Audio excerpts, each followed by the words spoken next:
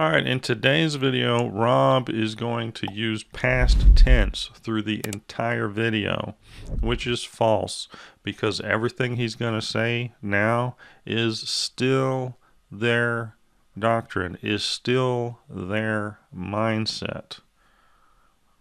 Most people today will tell you they want to die in their sleep, a quiet exit, stage left with no drama. But for a medieval Catholic, that would have been a nightmare scenario.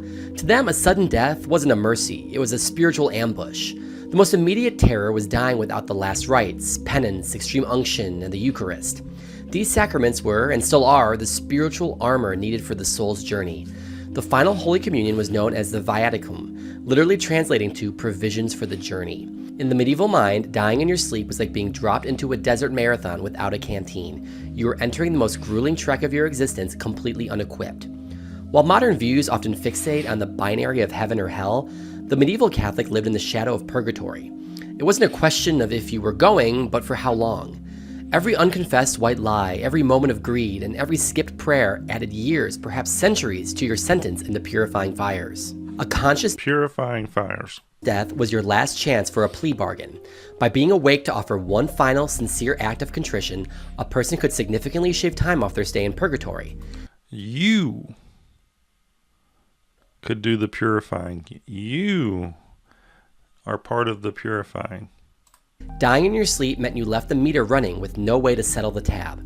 The deathbed was depicted as a literal battlefield where demons and angels fought over the soul. To die sleeping was to forfeit the fight. A good death required you be the protagonist of your own end, clutching a crucifix, reciting psalms, and consciously handing your soul over to God. Alright, so this is a question for any Christian who says Catholicism is Christian. All of you historicists out there, you're going to watch this and you're already going to agree with me. My videos are short for a reason. Share this with your friends. Ask them to explain this away. How is it that purgatory does not negate the cross, does not negate the atonement of Jesus Christ? Because when I read the Bible, it says that I am purified by the blood of the Lamb. And here, Rob just said that you are purified through torture via purgatory, and that you, with your own ability, have the power within and of yourself to be part of the purifying process. How is it that you are part of the purifying process? That's blasphemous.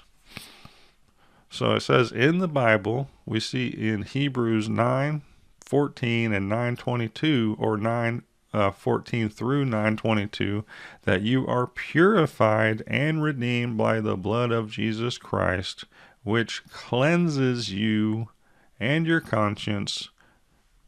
So how is that possible?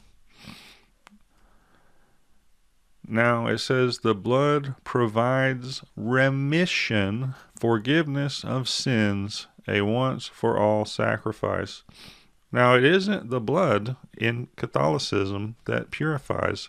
It's this painful situation that purifies, which is why they negate the cross.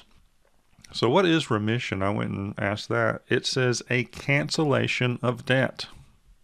I didn't look for that definition. All I asked was define remission. And it says a cancellation of debt. So with that in mind, how is the debt canceled if I am paying the debt in purgatory? My videos are short for a reason. Explain to me how Catholicism is Christian. You historicists are already going to agree with me.